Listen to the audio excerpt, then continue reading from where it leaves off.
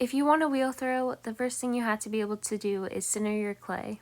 To start centering, add a little bit of water to your bat to make sure the clay sticks. When you first stick your clay on there, it's going to look like an uneven lump, which is kind of hard to center, so I like to put the wheel on a slow speed and slap the clay with both hands lightly until it's kind of even. The next step is to cone the clay. Use both of your hands and push in and up on the clay.